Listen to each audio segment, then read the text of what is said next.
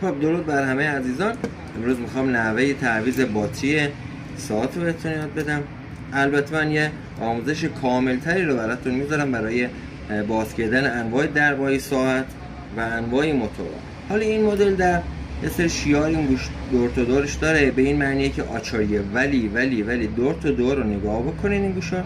اگر یه همچین چیزی، یه فضایی که جای چاقو باشه، یعنی که اون شیارا دکوریه، شما با یه چاقو راحت در ساعت رو باز میکنید.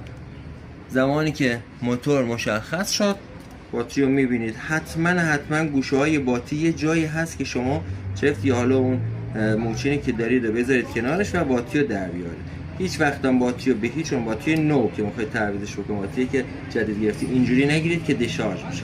حالا این باتری کهنه است. از بغل اینجوری بگیرید، یا حالا با دست یا با هر چیزی میذارید جا، با یه فشار میره داخل. تبریک میگم، شما باتری ساعت خودتون رو با یه تقریبا 1/10 قیمت تعویض کردید. در ساعتتون هم اگر اینجوری باز شد که با چاقو باز شد، یه شیار اینجا داره، این یه نیم پلالیه، نمیدونم توی فیلم دیده بشه، این باید دقیقاً بالای سر دست کوک باشه. بعدم فشار میدید و در ساعت میفته. موفق باشید. سابسکرایب هم یادتون نره.